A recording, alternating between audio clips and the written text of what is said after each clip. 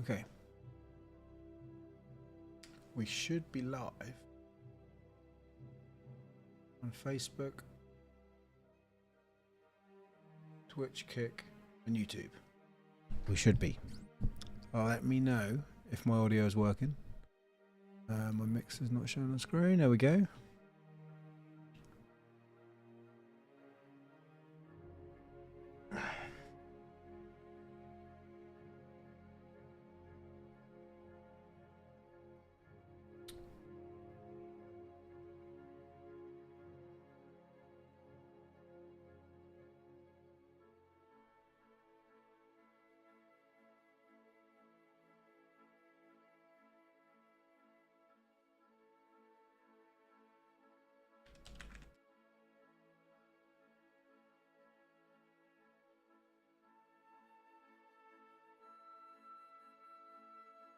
Oh shit. Excuse my French. That was meant to happen there. Cannot type.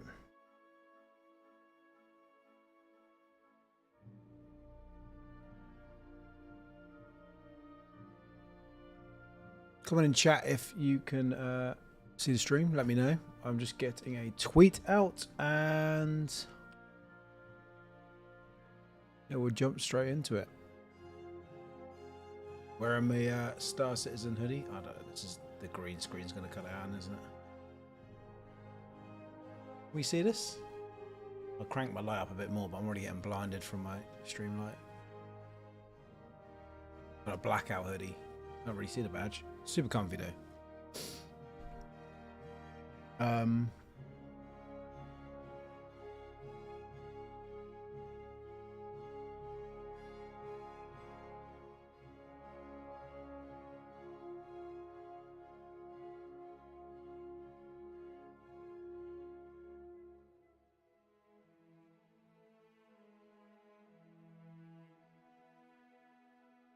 Looking forward to going through these panels as well.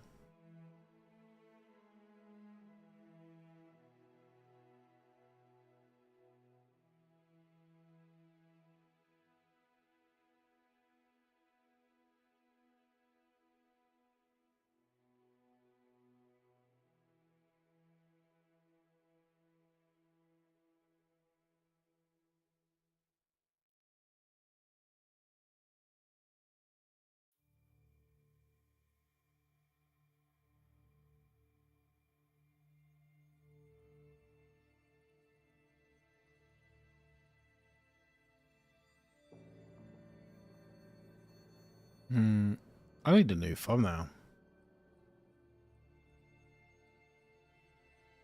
Jeez, right. Waiting for those notifications to go out. We're going to, we'll chat about my, so we're going to record this as well. We're going to multitask. Talk about my reactions for CitizenCon, and then we'll go into watching first panel.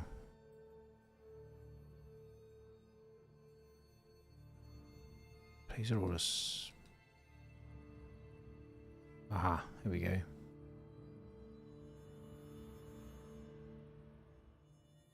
Yeah, the collage one. What's that called?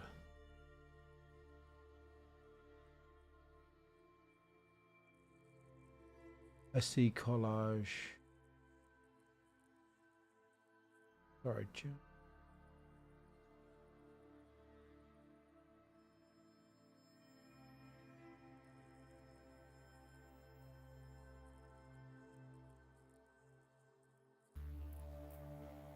Right. We're getting there. It's a bit late. Oh, we're multitasking. What is my Twitch chat doing? Hiding chats. Excuse me. Don't show again. Dismiss. What's up, Diggs? Sorry. Your chat was like covered with a notification about me subbing. I don't even know what I was doing. But yeah, I had a hell of a time at CitizenCon.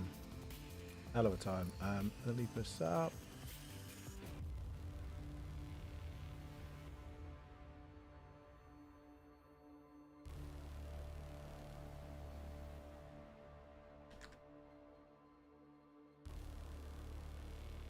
I can't even type. I cannot even type.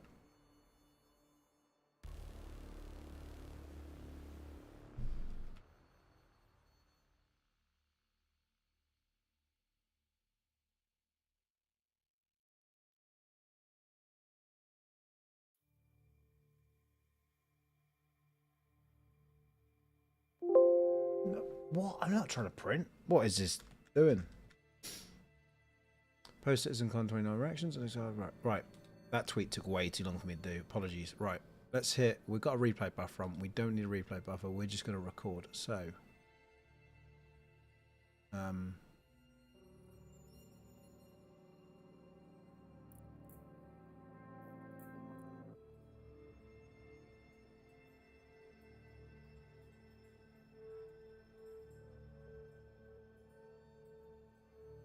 That's that done.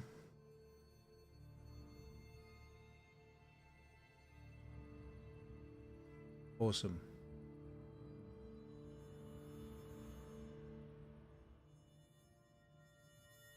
Right. We can chat about CitizenCon a bit, and then we're going to jump into it. I'm wearing my cool gear, so let's hit record. Right.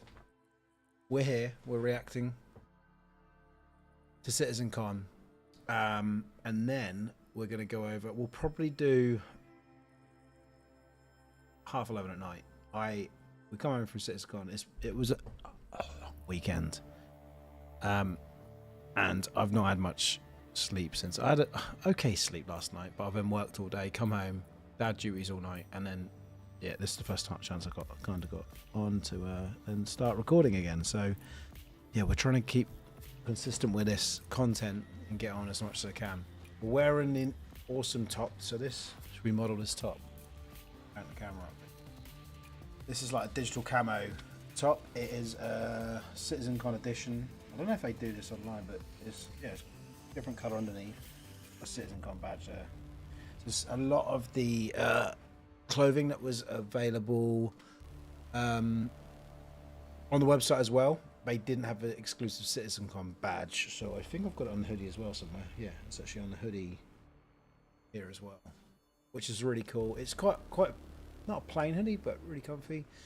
Got a splacked out, excuse me, CitizenCon badge out. I really hope I'm not coming down with anything, but I feel like a few people have that went to CitizenCon.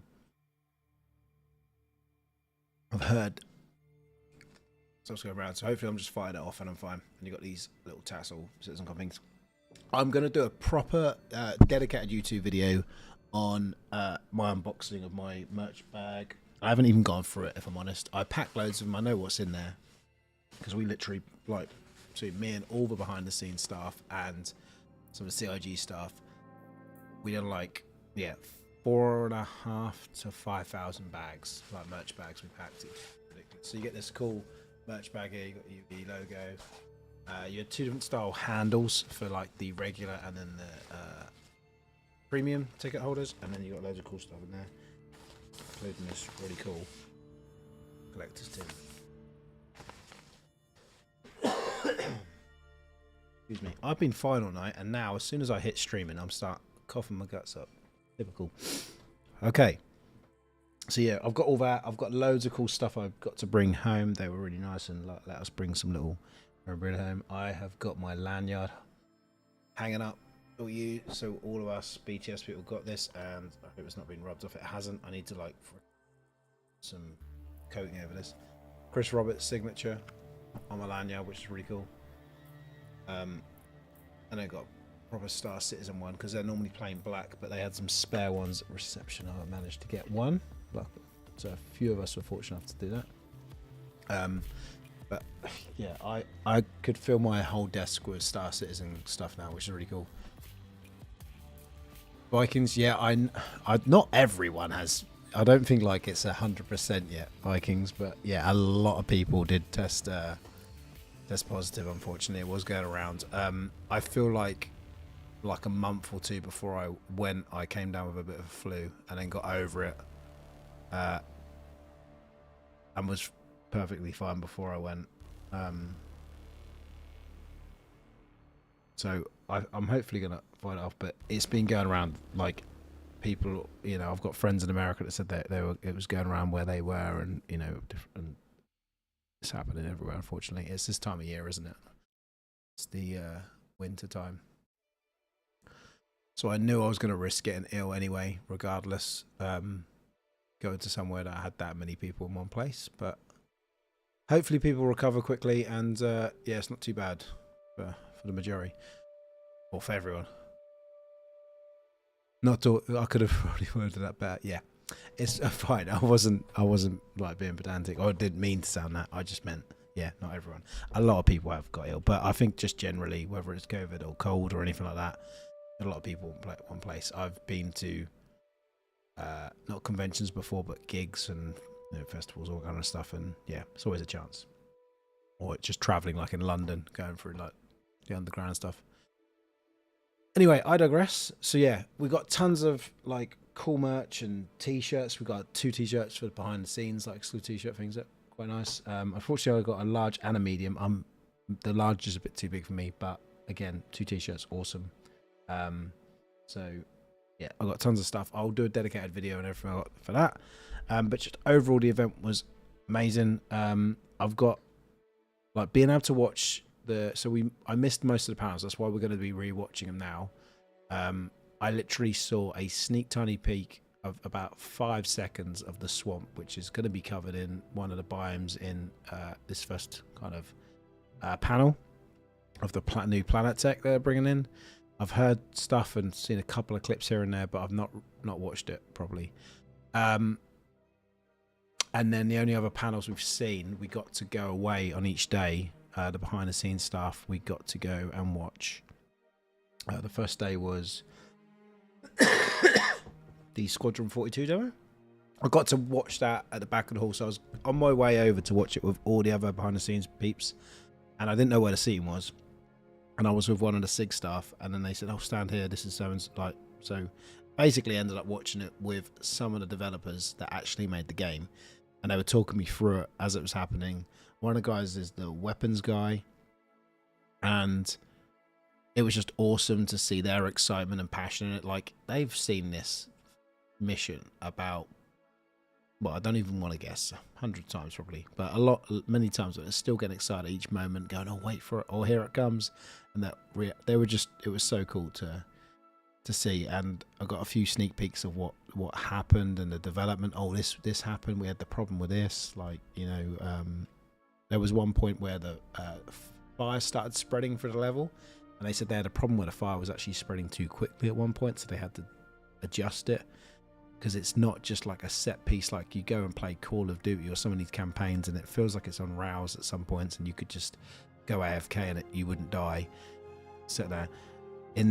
This is like real mechanics built into the game, and that's where they're making these features in Squadron and then going to port them to the game. They're like the fleet battle, every ship is rendered in that. It's just, and another video we'll do where we'll react to that. I watched it tonight on the big TV just to take that in again. It's just so awesome.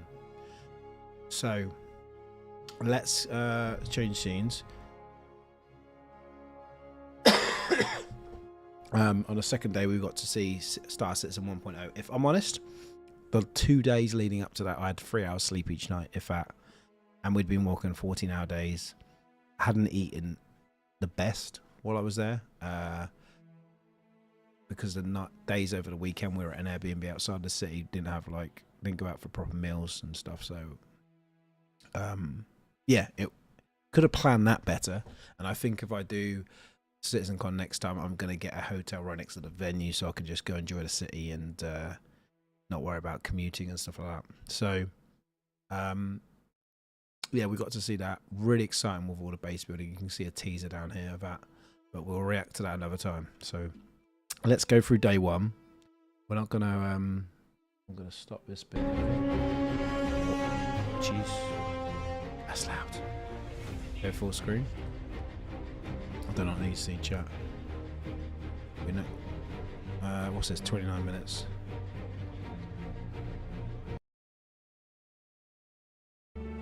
Oh, what? Did they reset the timer? That's interesting. 19 minutes, 16 minutes. Oh, this is going to buffer for ages? No way.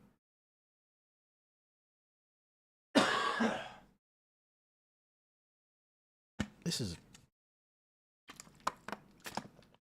Right, is something downloading? What is going on? It should not be buffering this much. It might be because I'm streaming at the same time.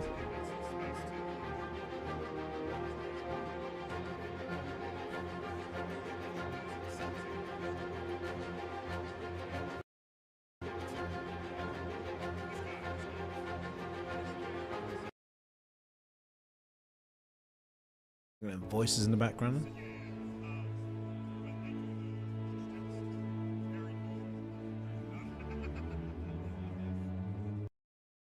Yeah, so voice. What? Where's that audio come from? Super weird.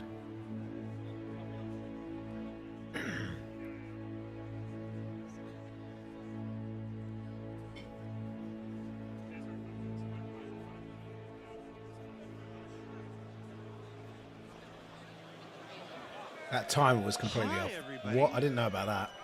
Hi, everybody. We're back. It's been so long.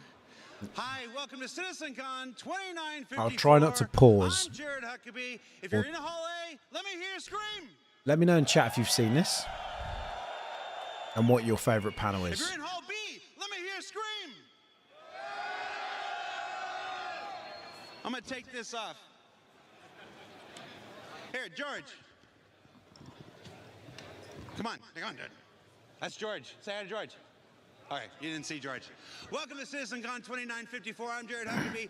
We are live from Manchester Central here. I was going to get this jacket, but I just didn't suit it. Manchester, United Kingdom. Working on merch all day. I had to resist it from. What, 11th CitizenCon? 10th CitizenCon? I should have counted beforehand.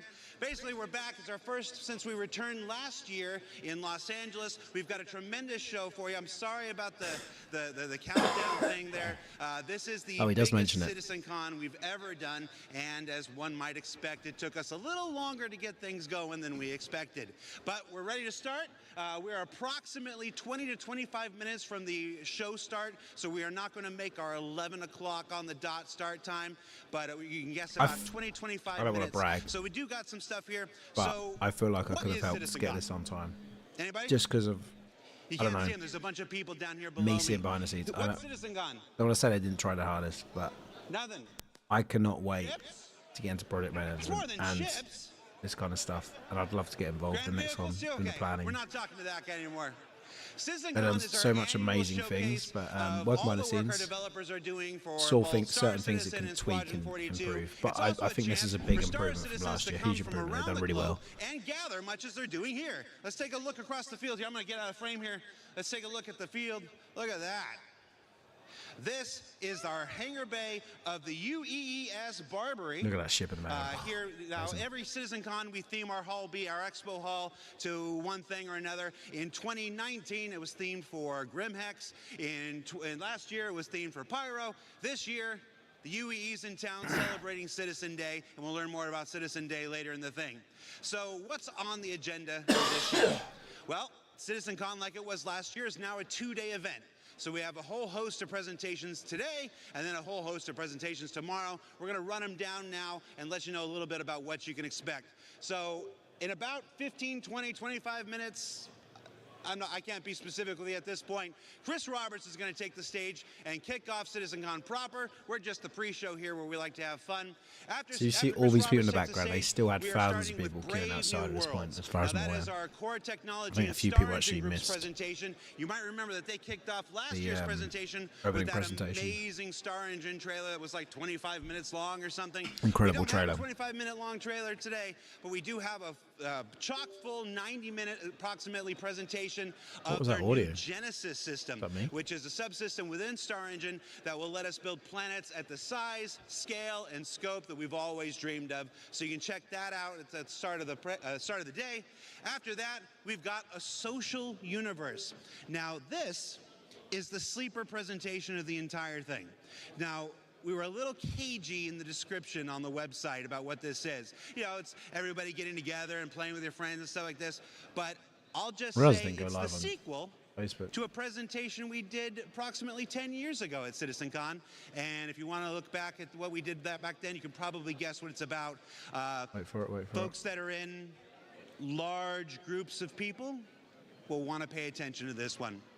After that, we're going to take a lunch break because this is a very long day, and you know we all need to take. Should have kept the Hornet in the chance to get your snacks, get your food, background, as it is like the main vehicle for the event. The second half of the day, but I think they were teasing it. I don't think they were. Your seat. Because when we come back, we've got that cosplay contest sponsored by Tobii Eye Tracker, and then Dressed to Kill.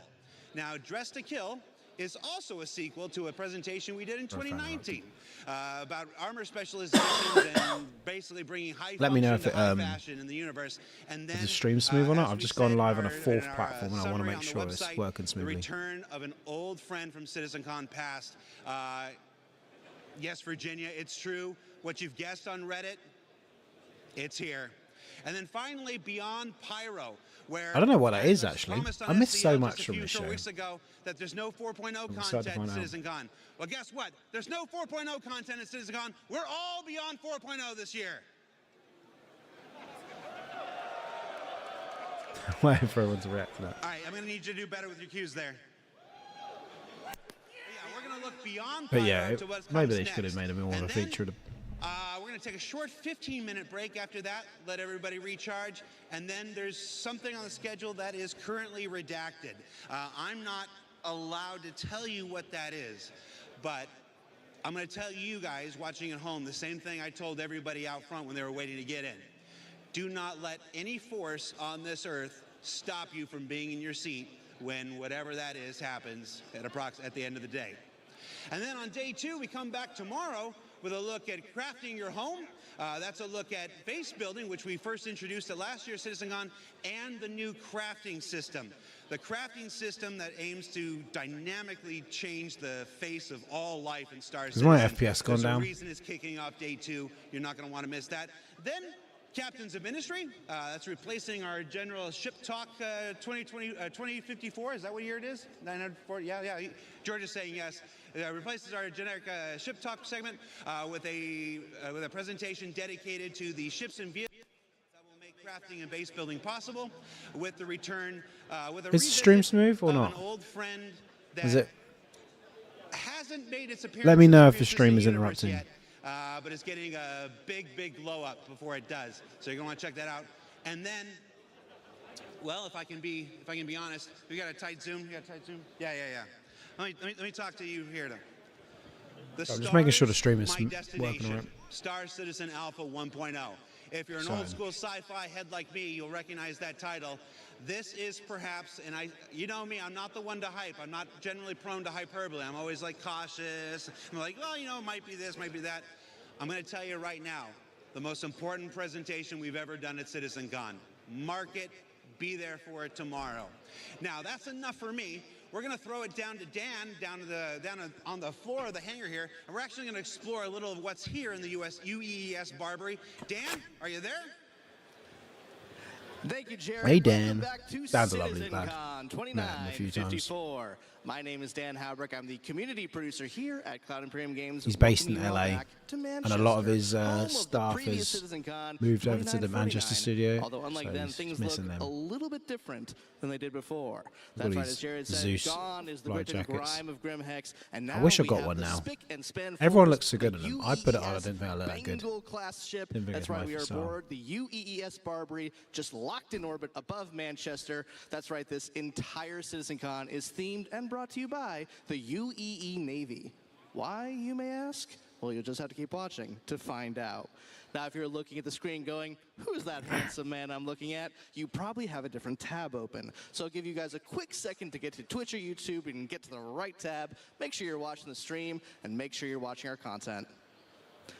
I know, it's a disappointment to me too, but I'm told that eventually you get over my face and voice and everything about me. But in case you don't, this year I'm joined by Manchester's very own Sam Haley as my co-host here on the show floor at CitizenCon. Sam Haley is one of our QA supervisors here at the Manchester studio. She also has some impressive street cred. She was the pilot of the Carrack in the 2949 CitizenCon demo, and I literally found this out yesterday.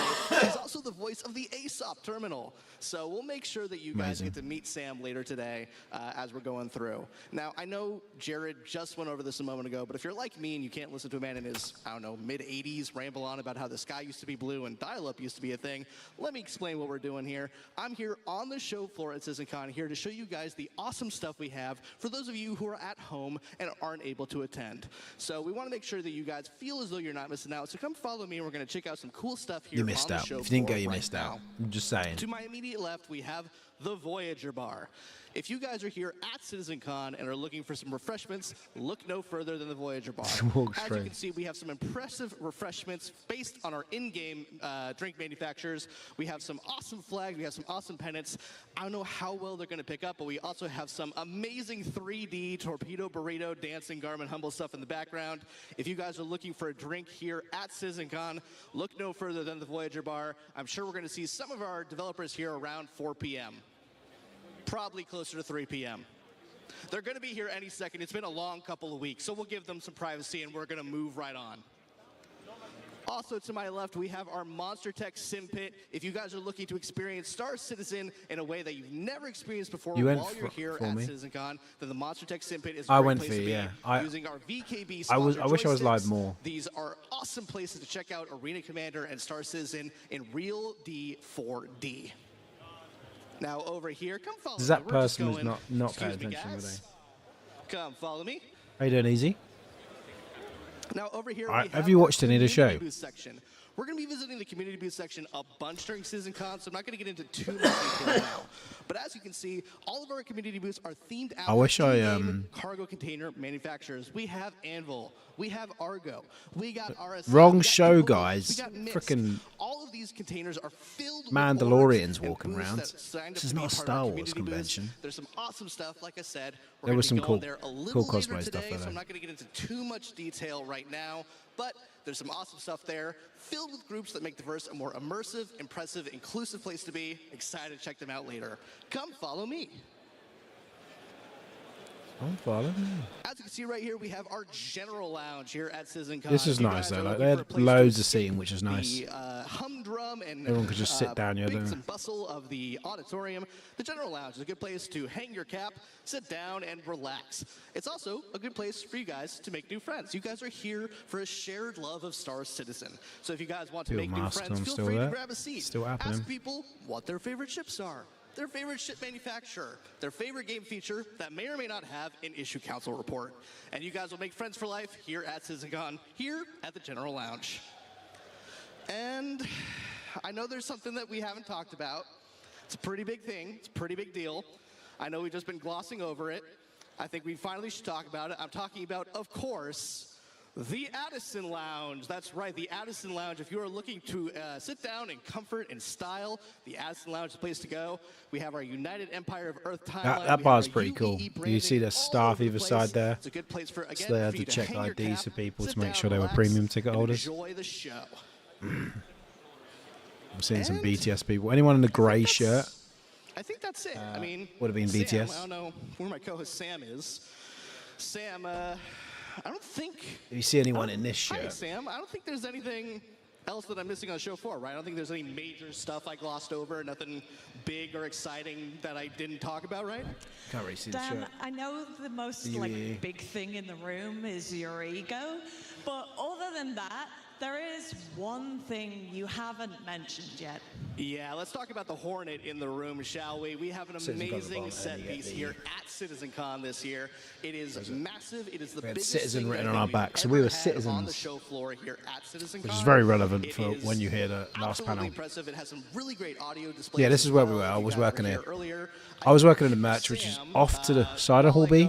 I walked through here plenty of times. Picture perfect. Why don't you head on over there and give the people. I've done a little video walkthrough for Kaiusa, who's a low-flying Star Citizen GTRP streamer. Let's go check this thing out. There's a few streamers I offered to do a video call to, but I didn't have time to do everyone, so I just I gave them a call when I had a chance to get to the show floor. That thing is amazing. I think it's a 75. I don't know if it's a life-size replica. I can understand if it was. Some people said it was 75%. But them guns, they looked real. Just the attention to detail. 14 weeks putting this together. 14 weeks. From 6 weeks of concept, 8 weeks of build time. That's it. 6 weeks concept. This was their biggest ever build, but they have built stuff for us before in the Manchester studio. Yeah, the Manchester studio, they built some amazing stuff. Now, How as big you was the guys con center? know, this is Freaking a huge, man. medium fighter. Absolutely massive. So it packs a punch, but it is pretty It can quick. hold up to 20,000 If you people in guys there. have flown Because the the center had F-7Cs Hall B, before, which was like it's people could very hang around, and they had all the similar. like community However, booths, and then the other center had seating. haven't seen the guns That and had the up to gatherings on 5,000 this thing, seats in it, so it was freaking huge. pretty powerful. Look at the size of them guns. They just so these guys, Mango yes, Something Studios, this they make the is props for my Star now Wars and loads of second sci-fi shows. They've done favorite the Anvil they've done dare I Star say. Trek Enterprise D model, I think, and then they also done stuff from The Force Awakens. You know, I haven't got And to they've drop done my a lot card of the yet, models in have that I? as Let's studio, just which I done a studio tour, so I'll be doing a little video on that as well. Your vehicle has been delivered to the following location. Yeah? Did I sound like me? Yeah? Good, good. So she does the voice for the ASAP terminal it when you has been call in the delivered ship. right here to Manchester, 200 miles away from Brighton, by our amazing guys at Mango Stone. Mango Stone. This thing was built with a huge steel spine structure, and there is a platform in the middle, steel platform, that they use to build the top details.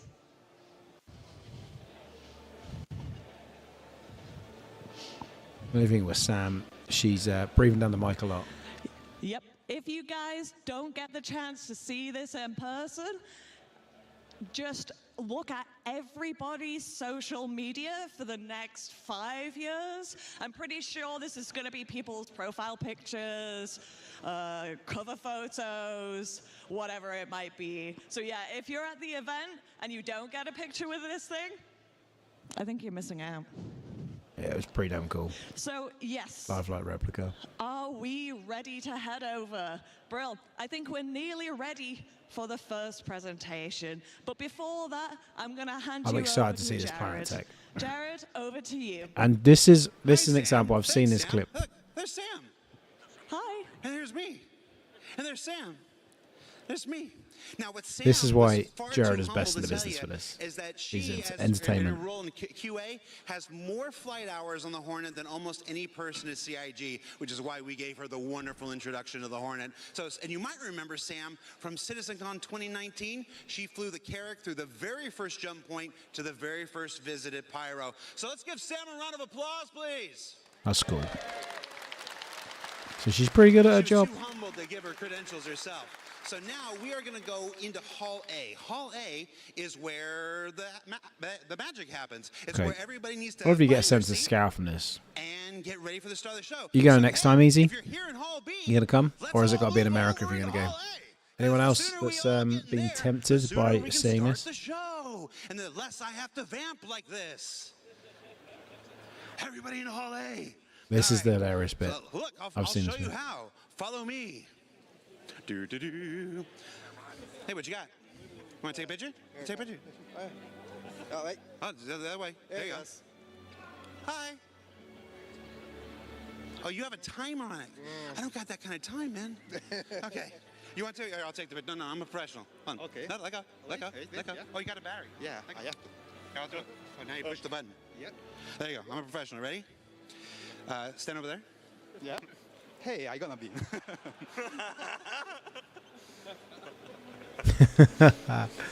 He's hilarious. No, we're gonna do two pictures. Ready? We're gonna go down low, like we're in a rap album. But we can see our bellies then. Well, okay, I'll do this. Good call. And then up high, like we're teenage girls. And then one that's really awkward. Ready? Okay. Yeah, how's that look? How's that look? All right. Thank you. No problem, guys. All right, let's get into Hall A. It's amazing. Everybody in the Hall A. Everybody Yeah, the move guns to were Hall really cool. A. Really detailed, the guns Slice of were. pizza. What is that? Just cheese? I tried, but All right, yeah. thanks. I'll keep. Everybody in the Hall A. He just took 2 slices. He's like, oh. This guy just offered him pizza. That's amazing. Hall A, give it up for pizza. So he's walking in, trying to get everyone to sit down. Look how many seats there are. There's Dark Claw sat down there. He walked past. Big Benny's Noodles. We've got Torpedo Burrito. I met a load of We've got streamers that I Pigs. watch content And of, we which is got quite pizza. cool. Just pizza. Wow. There's a lot of you in here. This is the largest audience we've ever had for CitizenCon. 4,200 people, plus a bunch of employees, plus a bunch of crew members. Over 5,000 people in this room. Yeah, because there was like 100 volunteers. It's 500 staff. You had staff at the venue there. You had 4,200 fans. Streaming? No, I'm just video. All right. Well, hi, Mom. Oh, you're streaming. What are you doing? I'm just recording, mate. Are you just recording? Yeah.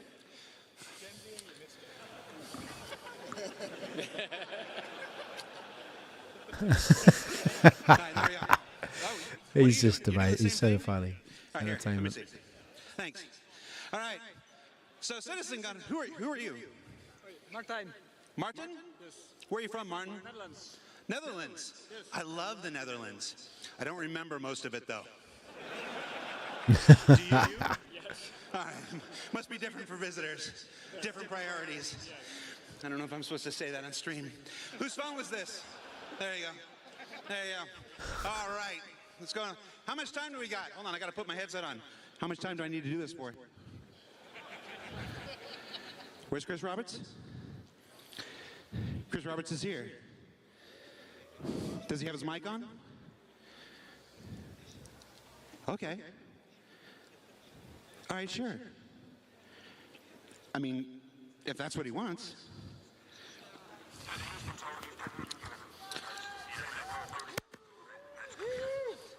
I apologize. You ready?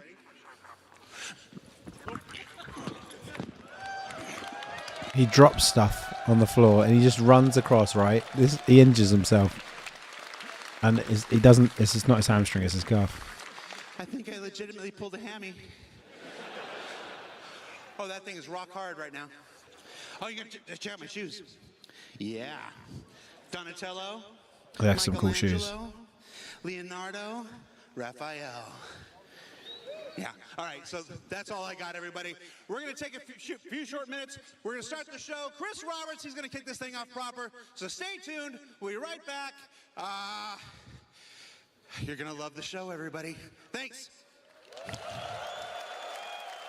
Absolute legend that man is. Project would not be the same without him. He does so much as well. He does like programming, coding, like event organizing, and then presenting, scheduling, autograph signing, entertainment, everything. He stayed late, and then what did he like? He was doing like basically signings with like loads of the people that couldn't like meet him in one of the I think Hall B was getting closed down, so we moved over to like the merch booth and had a big queue of people queuing to like get photos and autographs of him. Stayed late. Chris Roberts as well went out his way to come into the volunteers after he'd got everyone else, like met loads of other people, and took as many photos as he wanted. And then he went off to Atmo Esports in the evening as well. It was just, and then Gerald, on the other hand, was doing tours for loads of content creators, streamers, and also the volunteers until like 10 at night, 9, 10 at night. It was, yeah, just kudos to them. We're about to start. How long does this go? We'll try and skip ahead.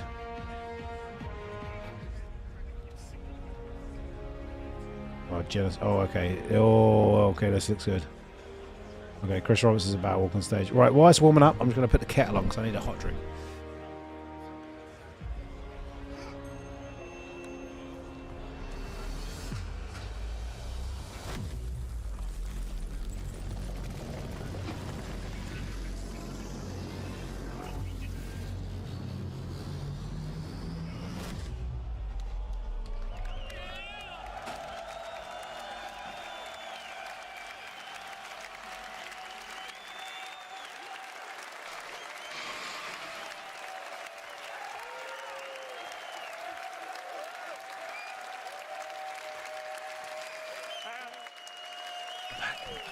CitizenCon 2954. a lot more of you here than there were when we were here last year, 5 years ago. There was 1,200 people. There's almost 5,000 people in the building today, which is amazing. I'm so grateful. I know a whole bunch of you around that have come from around the world to visit the lovely sunny Manchester. But inside here, there's going to be a lot of very cool stuff, although in this up-and-coming presentation, you may see a few things inspired by the Manchester weather. Anyway, so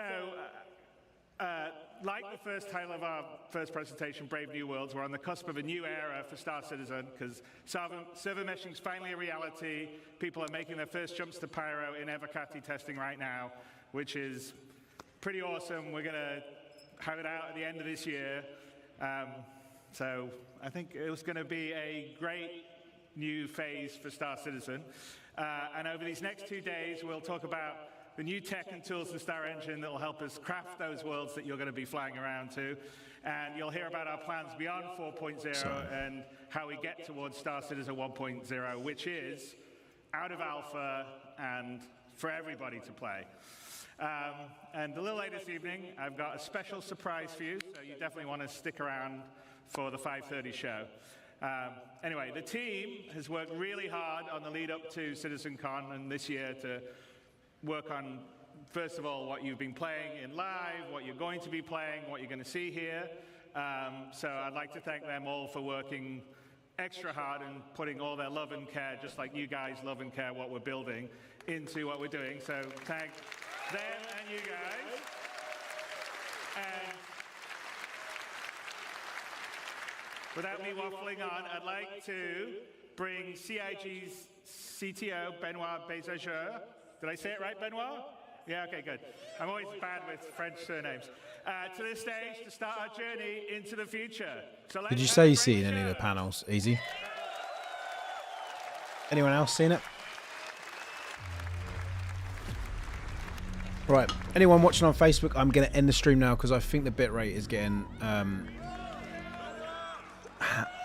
yeah, done in. So we're going to be live on Kick, YouTube, and Twitch. So make sure you go follow me over there. But yeah,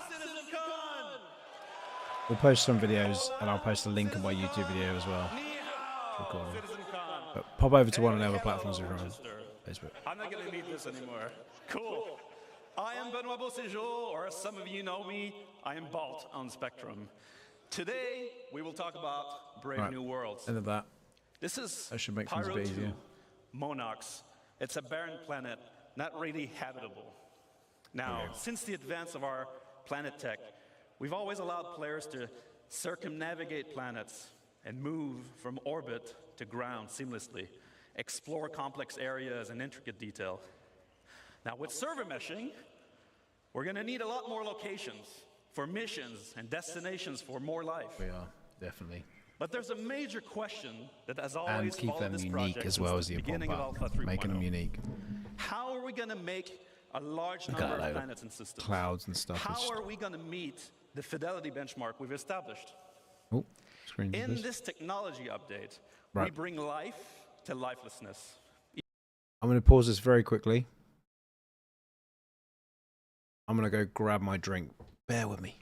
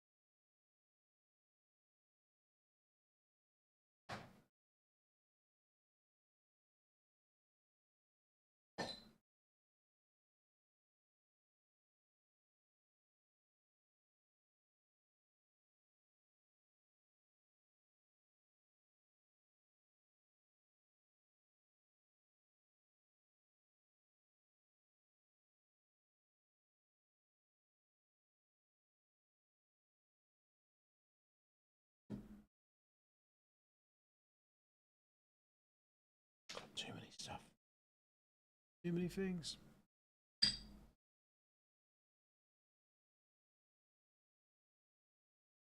Right. Oh no. Gonna play? What's going on? It's buffering. Even to monarchs. We take the physical representation of the terrain, the geology, the atmosphere, the climate, and the environment to create accurate biomes that spring naturally from the collision of all these environments. Coherent, denser biomes that follow the laws of nature that we encode into data. Data that we then leverage to place flora and fauna, yes, but also settlements, buildings, alien and human life in a planetary context. This creates worlds that are scientifically plausible, richer in gameplay opportunities. We want you to find adventure just by going around the planets without a quantum point. We want you to find actions along your path.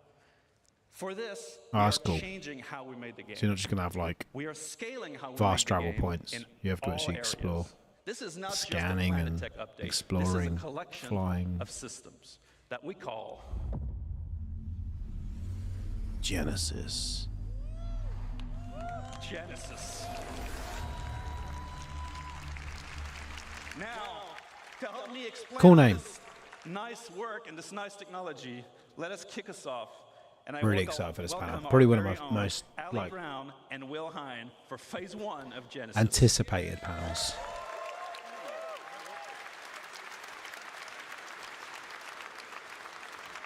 It's the water guy. I met him very briefly. He's always so happy. I recognise the other guy from last year's CitizenCon as well. Hello, Star Citizen. Yes, hello, CitizenCon. Yeah. So let's start with some introductions. He's just, This guy he's over here got is happy Will eyes. Hine, Just a happy aka man. Water guy, Love to or see it. River guy. River guy, not water guy. Gentleman is Ali Brown, pusher of pixels extraordinaire. And we're here to tell you about phase 1 of Genesis, which we're entitling The Laws of Nature. And this revolves around the fundamental approach we use to build our planet and is the literal foundation for everything else we're going to talk about in this talk today. Now, it centers on data-driven, physically based rules that we aim to realistically emulate nature, and it's incredible. Really hope they make diversity. really Before we dive in a bit deeper, like- let's just recap like on Star some of the things Trek. we You got a already have planet on that's our not planet. habitable, So or here you just can see our lovely that atmosphere super and our hard to cloud survive rendering, on. which can provide some spectacular not views. just like We you know have like our this, on-the-fly where terrain it's just generation, like sunny and which just is like no loading screens you in know our game, 10 which or we're 20 very proud degrees of. disparity between Then we most have of the our planets. scattering system that can populate these planets with many different diverse biomes. Still And we've beautiful been though. It's setting really cool. quality benchmarks for each of these biomes as we come across them one by one. Because you've got habitable planets within But the what we kind of have M-class isn't planet perfect. ring. This scene on Microtech. But the it ones looks closer great, or further but away from the it's sun not should be getting really the same density that you'd expect drastic. from a real pine forest. That's one of the things we want to solve. The other, if I take you to the other side of Microtech, you'd be excused if you thought we'd just turned around and looked at a different part of the forest. Why is that? Well, this is because currently our artists create slices of biomes in great number, and then they distribute them across the planet using humidity and density. temperature properties. Performance Each constraints, yeah. slice looks great in isolation, as you've It's seen. always as gonna you've be a limit. explored. But this is not the solution to give us varied and natural biomes across an entire I think planet. Grey Zone showed that off. If Additionally, anyone's just seen that using game, humidity and a temperature really limits dense us to more than forest 2 and had a really degrees of clever variation. rendering. And that's not enough for the sorts of planets and worlds that we want to create and for you to explore. So how are we going to scale up our planet generation? Well, as I said before, we're going to start with physically based rules that drive everything. We want nothing to feel random on these planets. There you go. We want Uniqueness. no limitations on the number of biomes. We want infinite Well, biomes. you that don't- you want continuously randomness, changing you across just the don't want planets. same- And we want sameness. extreme density, Like- and we want to maintain or exceed all of the quality levels we've set with our existing Yeah, if I biomes. like And most importantly, Grey we want it to be Zone's scalable density so of that we can really forest and scale up to the graphics is level really of impressive. It's quite a content that demanding the game, designers but are the expecting. forest is just so And well from your rendered. perspective, we want you to be able to truly explore and find unique playing opportunities everywhere on our planets. So to start this, we're going to need more data. So one thing on games like PUBG, If you we sit crank the here, some of our graphics existing down, data sets on and our you can planets, see we have through. temperature, which we define locally and globally, It's pretty cool. and humidity, You and can that's see it through for now. bushes and stuff, With but on Genesis, Grey Zone, we it add doesn't many matter what other graphics data settings you sets, can. such You as can the still see the geology type, density of the forest and the soil type, and then we also go for things like the soil depth and the quality and the nutrients so and many other properties. That's what you want in this game. You don't want to be able to just turn the graphics down and you can't see distances. Each individual asset can describe. You can come in like temperature, geology, erosion. Yeah, erosion's really important. You just want to see like it's been lived in and it's years old. You don't want to just like see it just a dome of a hill. You kind of want to see that a river's gone through there, or there's like damage and stuff to it, or it's very early stages, very work in progress. You might see worn some bugs, down. but that means Let's it's build only a plan. going to get better. So be excited. I need to go back to Grey Zone now. Don't know if they brought their night mode in for that. Unless again these planets looking cool at night will be really rather than just complete darkness. Like let your eyes adjust. That's the problem with dark side of planets. They just look rubbish in my opinion. You need like moons and like stuff like that to like maybe reflect some light down, or some like bioluminescent natures. Let's have a look. That's what I'm really excited for, to see these. And the music's always top notch on these panels.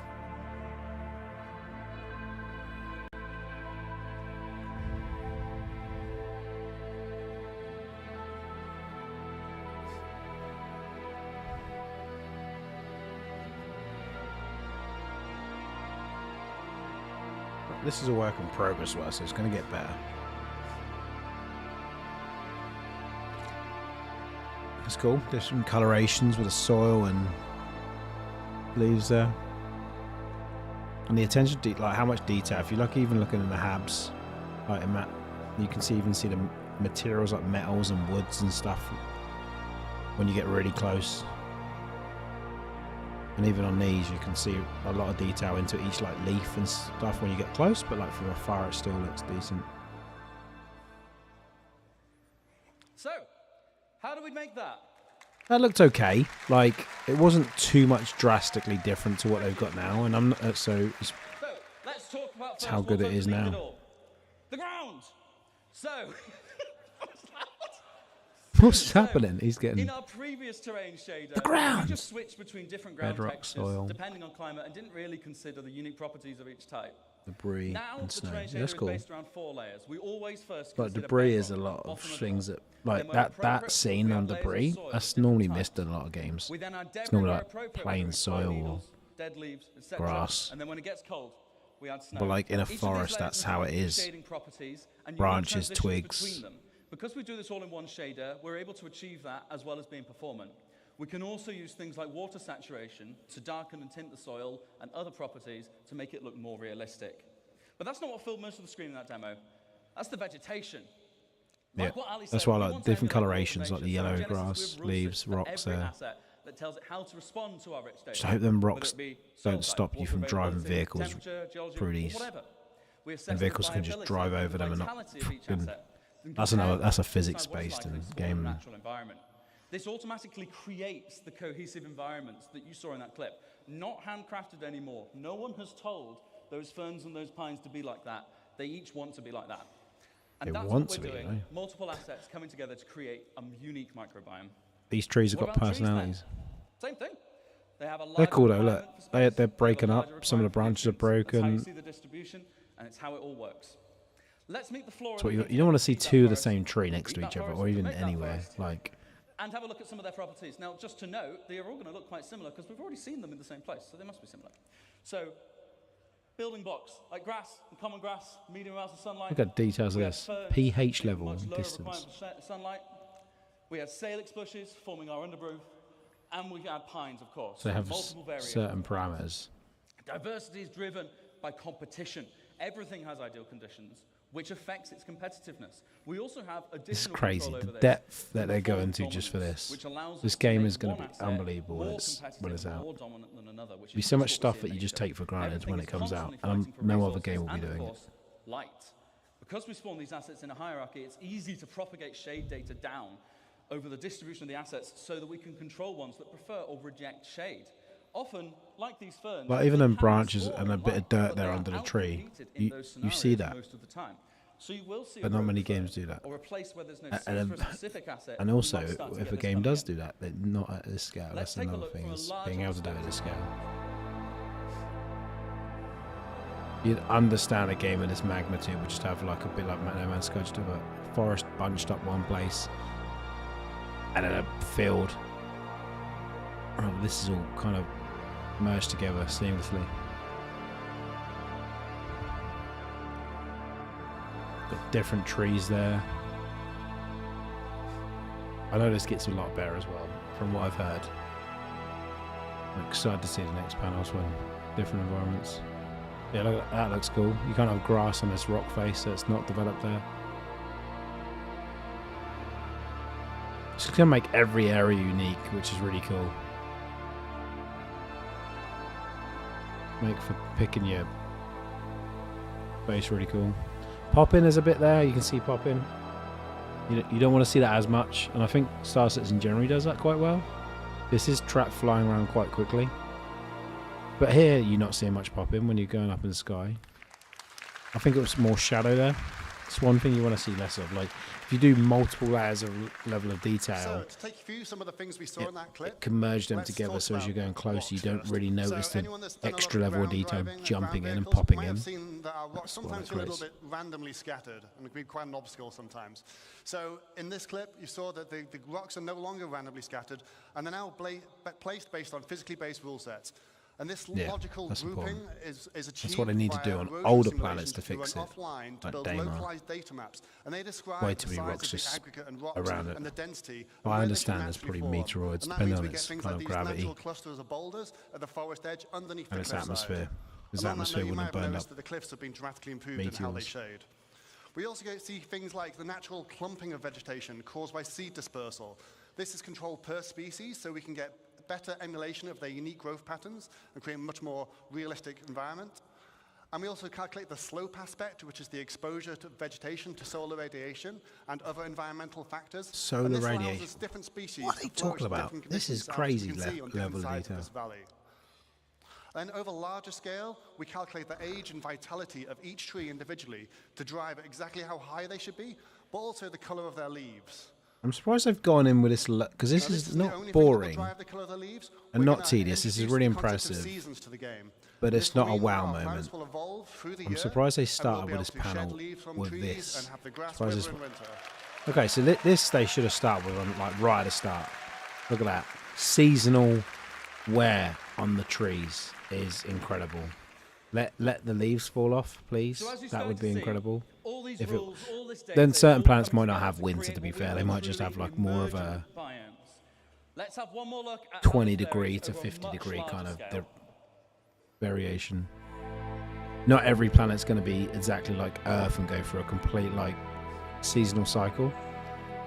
Its cold season still might be where the leaves wouldn't necessarily fall off. They'd just kind of wither a little bit. That's one thing to kind of consider.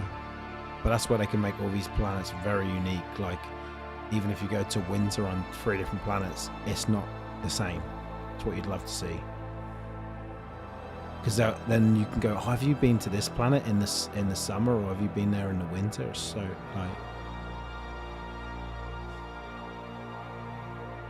we like exploring places at certain points of the game, and then winter and summer different times for different planets, like depending where it is going around the planet.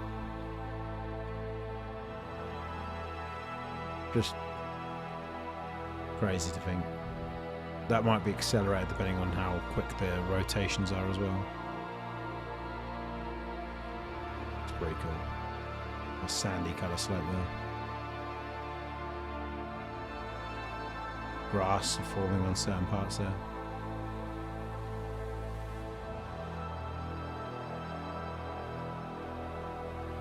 Shadows popping in. That's the main, not gripe I've got, but if I'm being really Just nitpicky. like in real life. Oh, thank you. I love hearing this life, live as well. Our areas should vary, even by traveling a few kilometers. If you get in a helicopter hearing the and fly over the crowds Alps, it all looks a bit snowy. excited. But when you look closer, it's constantly changing. And we're now able to accurately represent that with our changing data. Busy Another charging around very selling important merch at this factor to point. mention is the distant look. In this screenshot, you don't see a single tree, and yet the terrain is still green. We previously did that with artist-made lookup tables that told the planet what color to be at what position. But that wasn't going to work with all our new data and our far more complex spawning. Now we have a systemic solution. The planet shader is able to intelligently evaluate what's going to spawn there using the same rule sets that cause the assets to spawn there when you get there.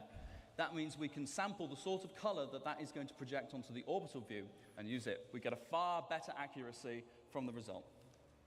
Together, by creating rules and authoring data that works, we create a continuously varying planet that sets the scene for the incredible exploration gameplay I know you guys are going to have. But how have we done this without compromising on performance? So yeah, with all this new data sets and these physically based spawning rules, you're probably wondering, how is this going to handle in your CPU? Data. We don't want to melt anyone's CPU, so yeah, we please designed don't. all of this tech to work much more efficiently than before, and now it can run on many cores. This allows it to Servers don't have GPUs. well on both the CPU and the GPU. So we've redesigned our framework so that we can run it at both and swap between them freely. Now, the benefit of this is we can do things like, first off, move the terrain system to the GPU, and we've now done that to get some incredible performance improvements, but we then also cache the results in some what we call a virtual terrain texture. I'll give you a quick demo of this now. This is now vastly faster than the previous system, but it also allows us to generate the terrain in much higher resolution, which means all the popping you can see on the mountains as we're approaching, all of that should be completely eliminated on the right-hand side of the screen. That's impressive. That's really good. I told you about popping. There's a big improvement there. Yeah, you see popping still. Yeah, that's like, okay. Side by side, you can see that. With the extra headroom we've gained by making our terrain system more efficient, we've been able to introduce some improvements, including high-resolution ground Let's have a look at this. proper blending between surface types, and of course, better tiling. If you're familiar with any of our planets, we've taken off all the assets so you can see the issue, and now how it looks, you don't see those lines going at all. That's cool. Wow. I didn't even notice that before, but I think I've actually seen that on certain planets. And one more. When you're looking for it, you see it. Kind of see some lines still, but it's much improved. With the terrain data cached on the GPU, like Ali said, we can perform the scattering there too, which is significantly faster. All those algorithms that we've used to generate those first bits can run there without being more expensive on your CPU. More object density. That's what you want. The results like we mentioned about Grazing. More we can render density. straight from them. That allows us to have dramatically more density in our new system. We can render objects directly without having to go via the CPU every frame. We Forest, also bushes, different grass, levels of rock, granularity with bigger groups in the debris, distance and individual assets up close. Just as a demonstration, this is the sort of density you can expect on Microtech today. And in a second, we'll flip over to what you can expect from the new upcoming tech. Wait for it. This could be... Holy moly. That's a big ass forest. What? These are the groups that we create of those trees and of the terrain. And as we get closer, we shrink them so we're more intelligently rendering what we need without having to assess each tree individually. Wow. All the way down to the ground. And you still got places in between them trees to land. That's pretty cool. Smaller ships, shall I say. Destruction will be the big thing if you could knock down trees. If you're landing a big ship on a forest, would be cool.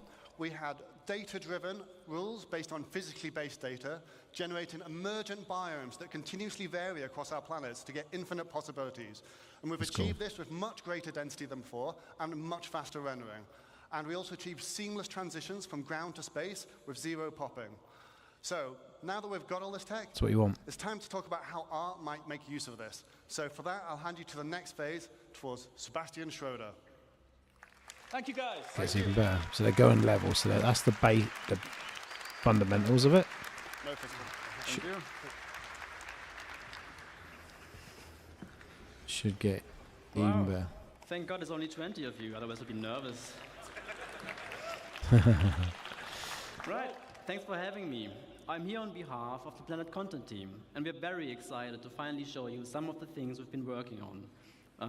As you've just seen from Will and Ali, the system keeps growing in both complexity and capability, so our libraries have to grow alongside it.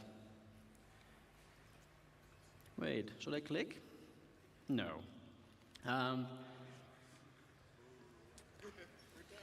No, I should click. Yeah, click. Oh, there we go. So, our goal with the content is to provide... our goal is to provide the content that the system needs to populate every corner of every planet with realistic click. That's hilarious. And this content is what this phase of Genesis is all about, emergent biomes.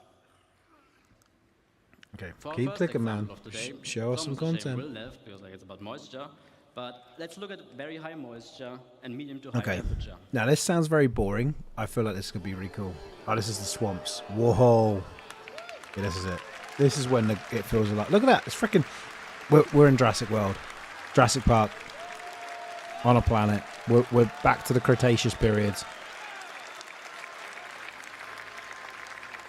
I'm waiting for a T-Rex. That's pretty cool. Swamps. Yeah. I think.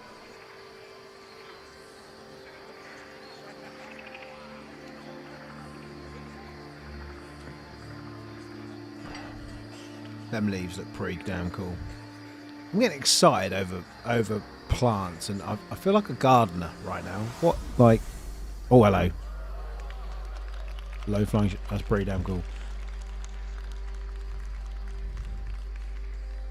And roots in the trees look pretty damn cool. Like, yeah. Just so lifelike. They're keeping so up to date. Oh, what's going on? Oh, Star Wars reference. Incredible. That's the Star Citizen X-Wing, the Scorpius.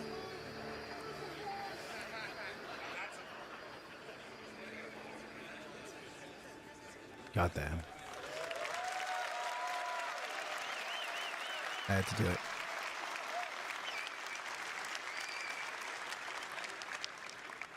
Thanks, that did look really good. So, for swamps, we obviously made vegetation that feels at home in or near water. But before we dive in, allow me to give you a quick primer on our approach to authoring plants.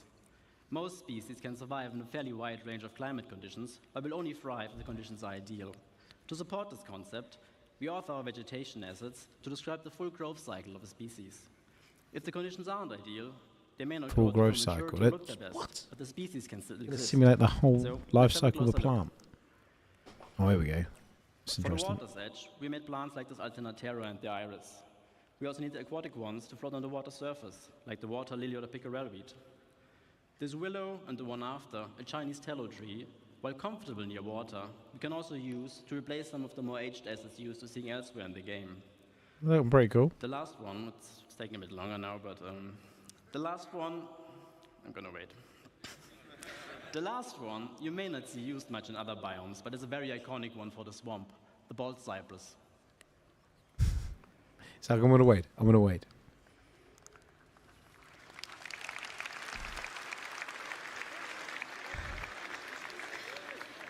He didn't rehearse that enough to know how long it took. Make a swamp experience a proper one is water injection.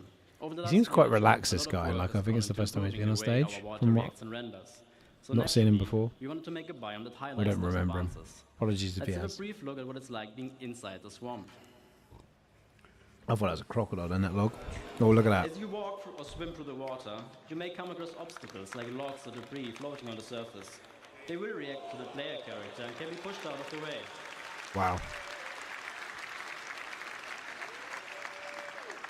So, Grey Zone do this as well, where you can push like trees and stuff like that. You are kind of phasing for it to some extent, making for some really immersive moments. but it still looks really cool that you're actually interacting and causing it to move. There's room for improvement there. I'm going to be critical, but that's a good start, and it's still interacting to you. Today, a quick disclaimer. Obviously, all the things you're seeing here today we're still actively working on, but this one in particular, it's a bit early in the process. So let's have a look at extreme objectives next. This is what it is, though. They're showing stuff that early on, stuff that's close to release. They're just being so transparent. A lot of the time, anyway. I know they keep things behind closed doors. Jungles. Okay, now they're stepping up. Look at that. Like, now it is Hakuna Matata. We've got Lion King going on right now. Sort of vibes I'm getting. They're literally just covering every genre, every film. Or Tarzan? What are we thinking? Gotta buy myself a car. They're really cool. Like the noises as well. Like their sound design in this game is just second to none.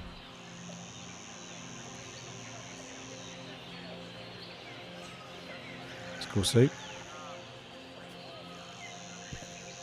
Is that like a crossover and teasing some of the clothing they're going to have later on?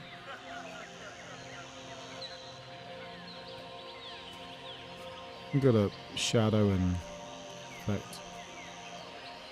He's not interacting with the foliage though. Didn't see any of it moving there. I think there's some of the birds they added recently. I thought that was a crash ship he'd found. Just landed. White box. So this is early on, but this still looks really solid. Like, it's just a shadow and light. If that was a game on its own, just a forest, you're playing like Alien vs Predator game. Very much work in progress. The gameplay capture team really did a great job showing our work. Just for the scope of it, for that still to be that good. Jungles, There's such a small part of the game. Vertical stratification, as they are the prime example for that. What it means is that you have horizontal layers of microbiomes defined by the species that thrives with the amount of sunlight and rain that still reaches there. He's struggling a little bit because English is not his first language. Doing well though. He's like, almost do before. So Obviously missing the density. But now we also have the option to add variation to the tree layer by dynamically spawning epiphytes like lianas, orchids, or bromeliads attached to trunks and canopies of other assets. I love they get developers that actually been working on this to talk about it rather than someone that's just good at talking. Just like getting Jared or someone on stage to talk all through it and not understand what they're talking about necessarily. Is what will finally allow people who have actually worked on it can talk about it in detail. And we don't even need a lot of different species to create what we refer to as a canvas of a biome. The idea being that we can vary what kind of forest you're in by adding or replacing the plants that visually stand out the most. The verticality is really cool though, like the density. You could be in the forest. Imagine you're trying to hide from a bounty hunter. You could hide your ship in the forest and then go around in there. Like, but the minute you land on the planet, you're still easy to be found. Like, you can't hide. Which add character to the herb and tree layer. That's cool. Attaching. For different size foliage, bushes. On a fairly generic rubber tree, as its different growth stages serve as a nice foundation for all height levels. What size is that tree? That's pretty much what we need to make a pretty good base for jungle.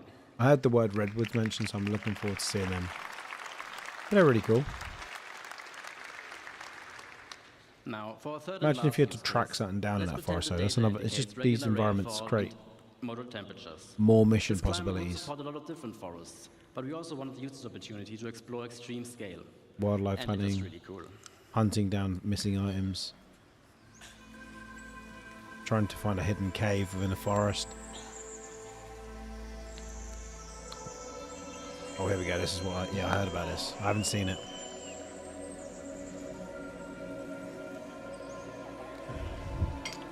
Again, probably even bigger trees than they were before. And that looks so different to the other ones.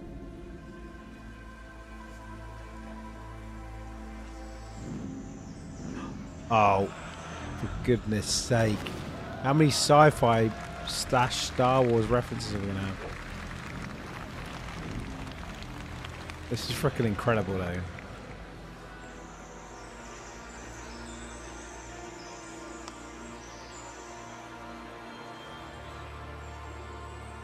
Look at the size of these trees and the just light piercing from. This is just screenshot simulator. This game. Morph there in the front row. He's a tall lad. He always stands out, and he's wearing white t-shirt for 2 of the days. Now, not saying he didn't change. We first looked at the different redwood biomes on Earth and tried Charlie to in the front. What the most defining She's species the of them are.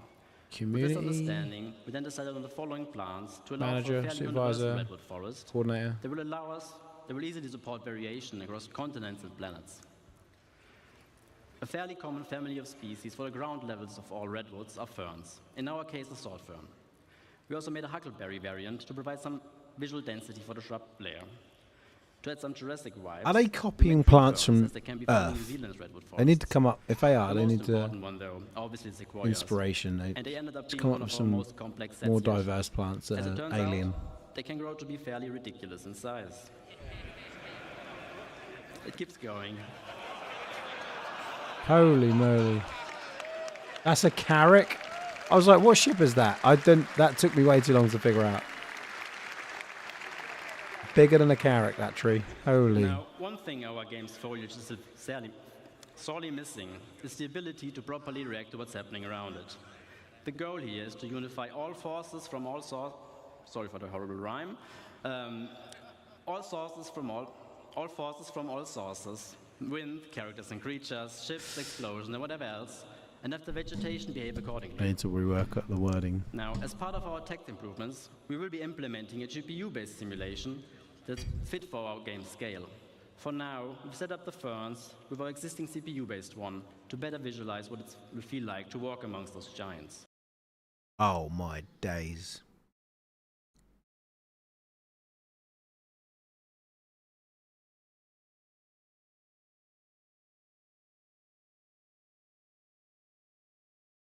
Chat, my bad. I put pause when I went to go grab a drink, and I've not been recording since.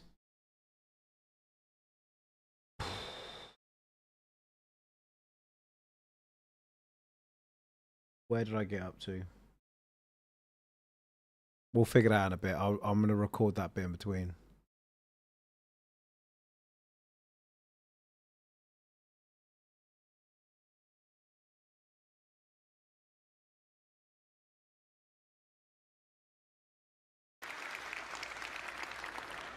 Now, before I get to disappear off stage, I just want to say a big thank you to everybody involved, especially my team in Frankfurt for doing such amazing work and being all around great people.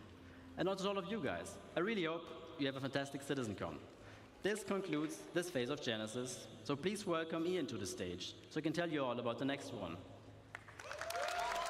I skipped a little bit there. We'll record that segment in a bit. Ian, is it? Thank you. You didn't get a chance to chat too much. All right. Those new planets and biomes were pretty, right?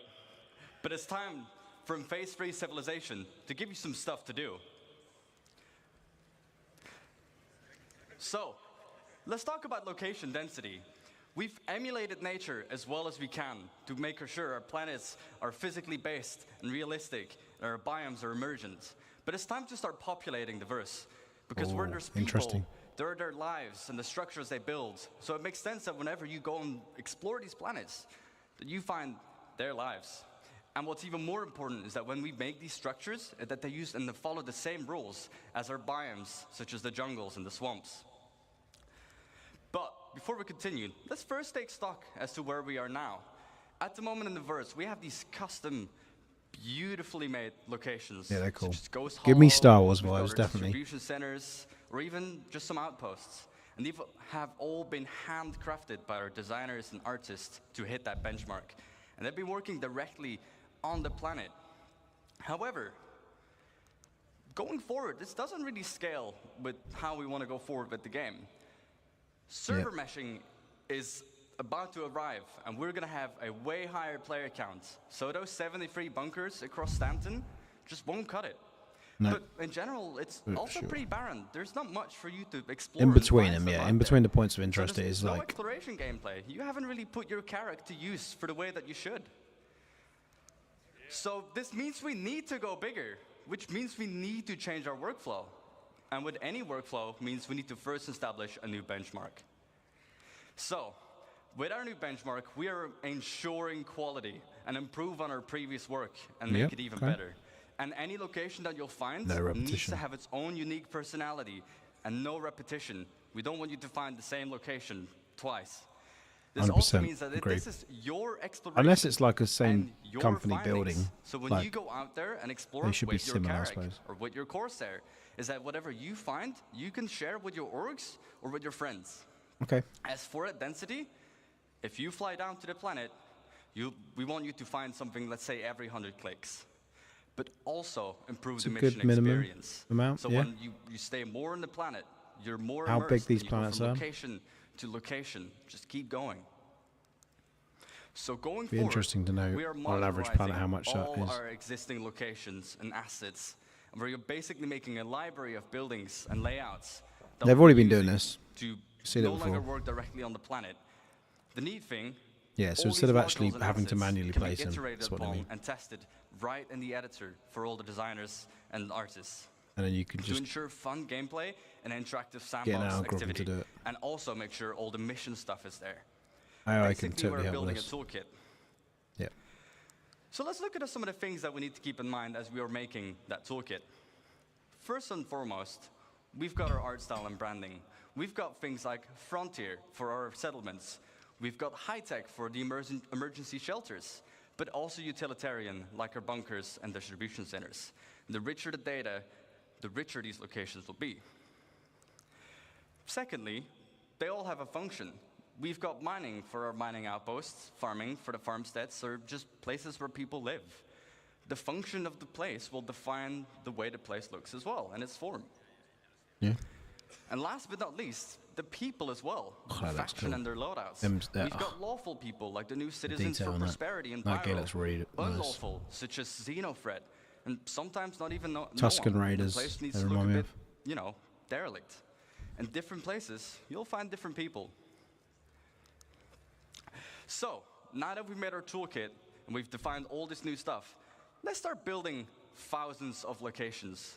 Thousands? Yes, I said thousands. So, to avoid the same issue of Gonna show it working in on directly in the planet, I'd like to introduce to you Starkitect. Starkitect, for goodness. What?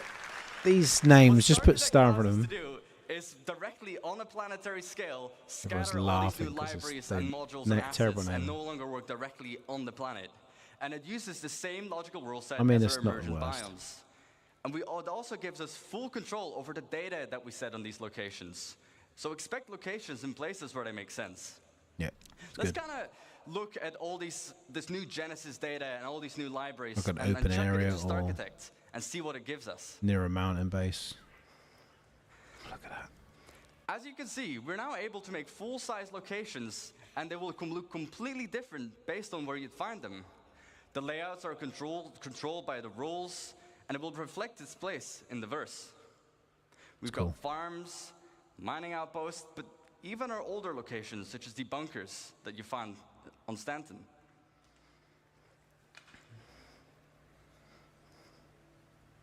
Cool.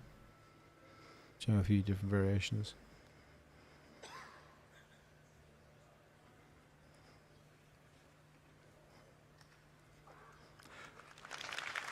Nice.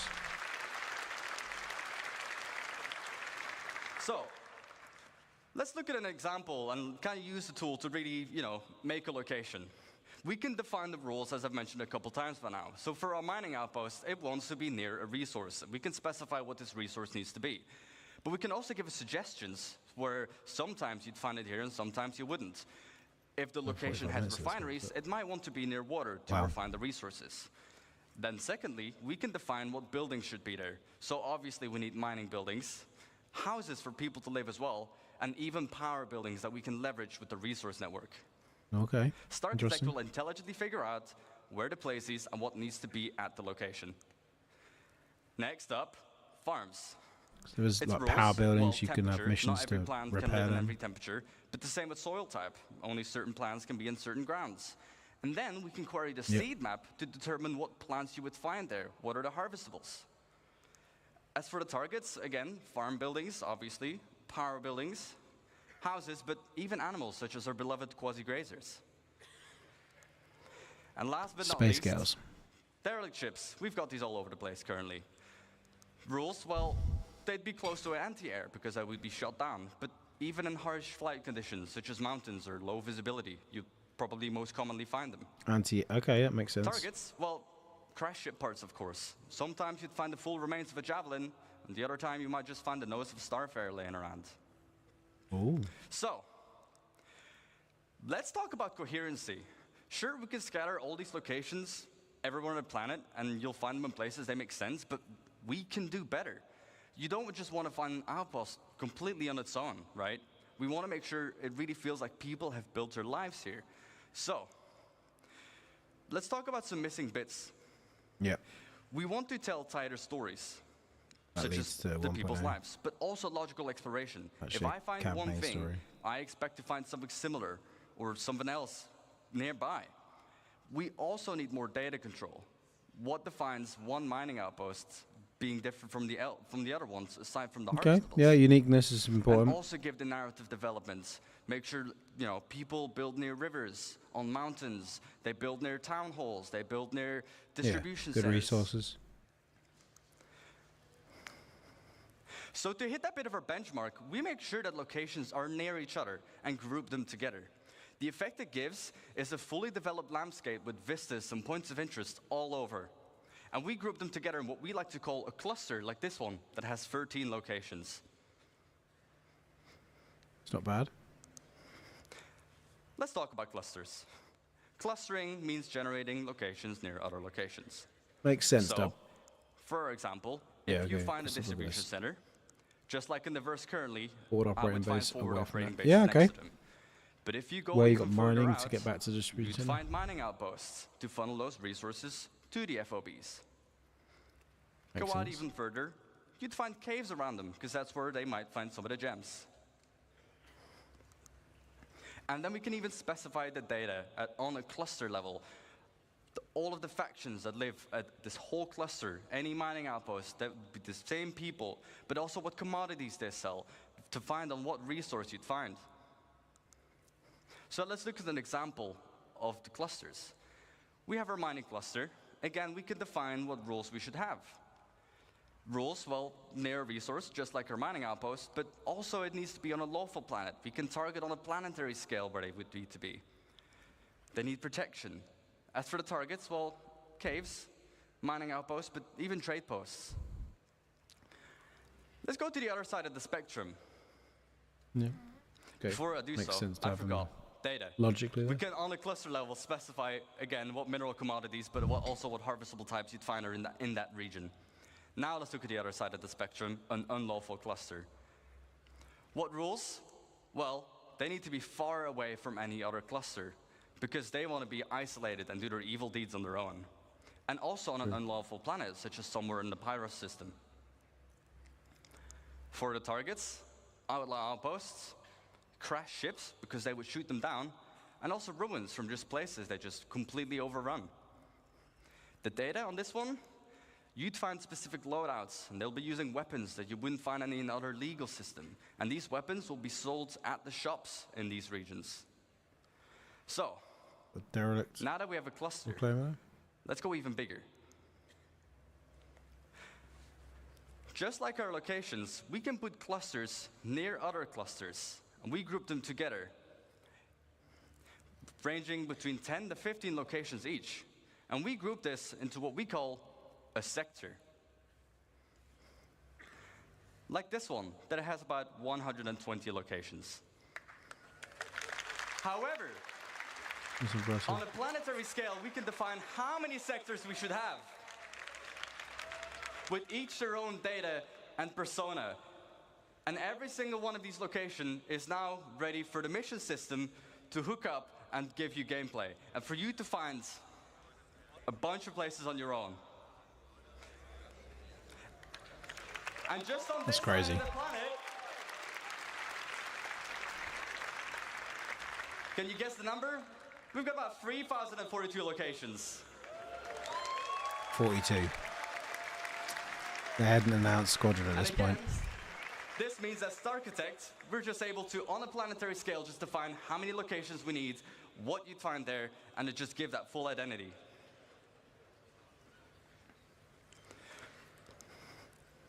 Thank you for listening. And I won't just see you in the verse, but I'll see you in a denser verse.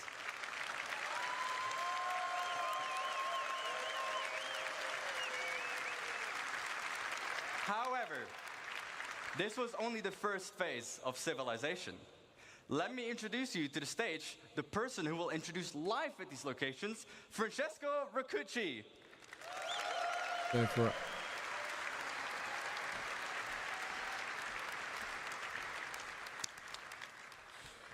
So, hi everybody. Benvenuti a CitizenCon. So, where are we today? So, my name is Francesco Cucci, and I'm the director in CIG. Welcome to the next step of Phase 3.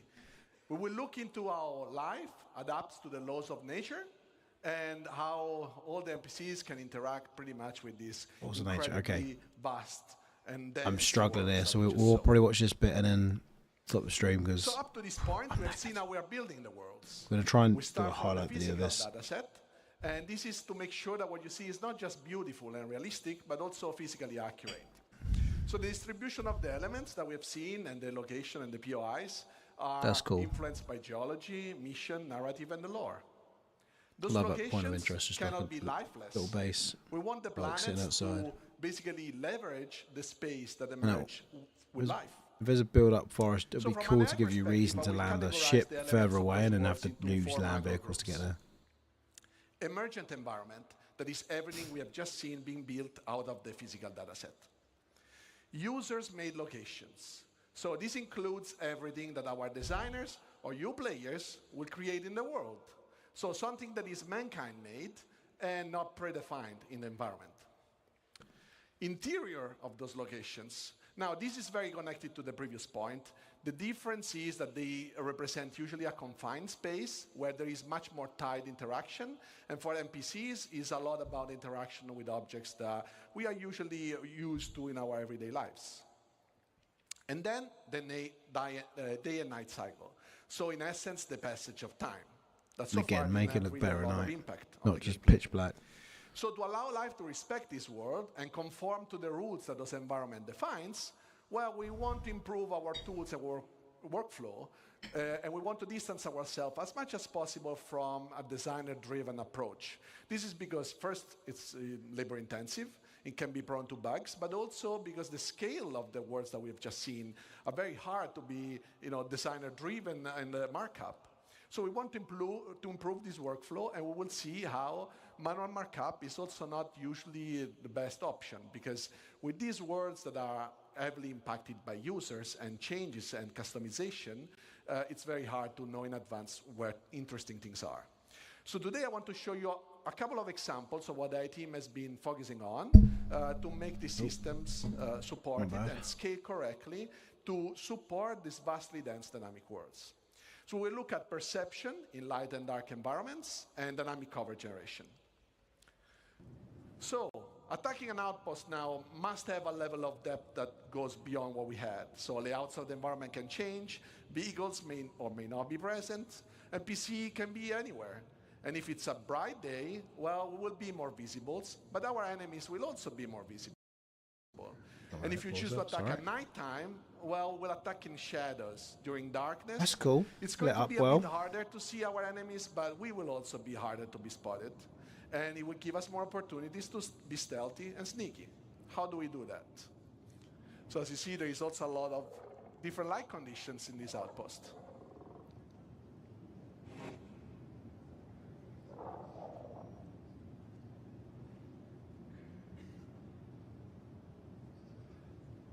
This looks cool. So in this scenario, we will start look at how perception is impacted by the day and night cycle.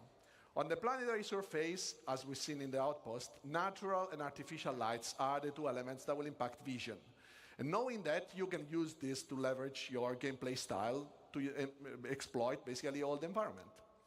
So what is perception? On the NPC level is the combination of data that we collect out of the senses. And vision is one of the senses and just tries to, in a way, simulates the human side ability. So designers can already tweak the perception in different ways. And one way is defining how quickly NPCs can understand what they're seeing. And the light condition have a direct impact how quickly an NPC will fully understand, for example, if there is an hostile in front of them. And obviously, there is condition of light that designers can control, and some others, like the day-night cycle, that they can't. So in this video, we'll see two main elements. The graph on the top left and the two colorful cones. The graph on the left basically represents the current light level the NPC is in, and the current multiplier this light level generates to speed up or slow down the NPC perception and understanding. The two cones instead represents the primary and secondary FOV. The red color means that if you stand in that location, it will result in NPC reacting the slowest to you, and the green color instead represents the quickest response. So during the night, NPC will have a hard time to understand and foresee and see things, but if they have flashlights on their helmets, they can turn it on, and this will impact their primary FOV, making still the peripheral vision a bit more uncertain. And as you see here, first of all, the NPC is patrolling with his domesticated friendly Copion. This is because he wants to exploit the vision, the night vision capabilities of the animal, and it's kind of our tier 0 pets. So we will now look at the cover system. That is the next dynamic things that I want to show you. So when we introduced planetary navigation mesh the first time, our goal was really to create a systems that would support and process the environment in a very dynamic way. Our planets are just way too big to statically export them and process them, first of all, and then their regions only exist when somebody's there and the NPCs are there. So essentially, environment has its purpose only when life exists. Also, let's keep in mind that even if we could export dynamically and statically those planets, so processing dynamically all a static version of the planet, this would be, first of all, wasteful and on the memory side and time-consuming. And also because we have a lot of runtime modification of the terrain, this would require us to still reparse it at runtime, and pretty much that will be almost all the time. So to generate the cover data, we want to leverage the navigation mesh system. And what we do is, as you see here, the blue polygons are basically where NPCs can walk, and the green ones are what we call cover surfaces, that are our simple representation of the environment, what NPC uses to understand if they can hide behind something and if they can shoot from some positions. So up to now, we have an approach where designer would be a designer-driven approach. Designer can define in the locations where cover was interesting. They could mark it up, either the location itself or prefabs, and then with a special entity that would just sample dynamically the environment, but would still be designer-driven. This is obviously a good approach it's also a standard approach in gaming industry, but what about all those organic and inorganic elements that get scattered with a new system?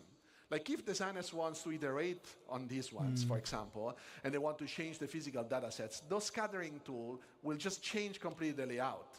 And what we want is that designers can do this change without being afraid of doing it because the gameplay was, predefined and controlled, and now they can just make something beautiful but also fun.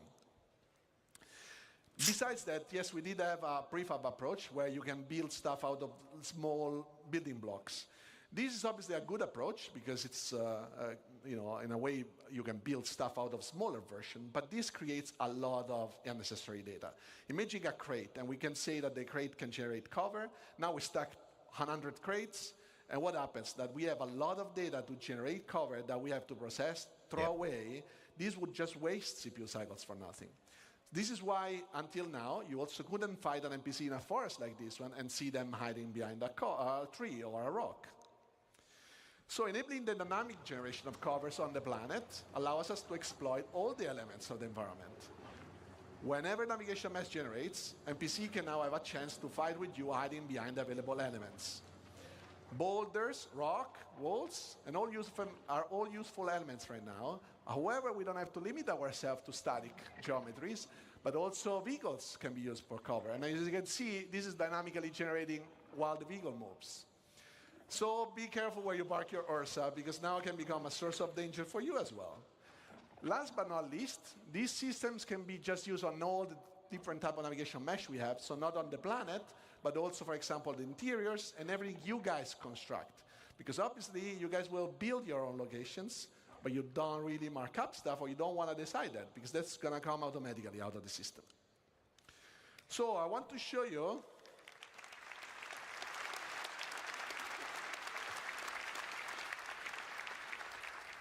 So what I want to show you now is just like a little bit of insight of what goes behind the scene when we generate cover and navigation mesh. These are some of the steps that our system does. So we always start from the environment voxelization. What that means is we process the geometry, the physical representation of the geometries, that is a little bit simpler than usually the render mesh, and we construct it in a voxelized approach. This is also using different types of agent definition.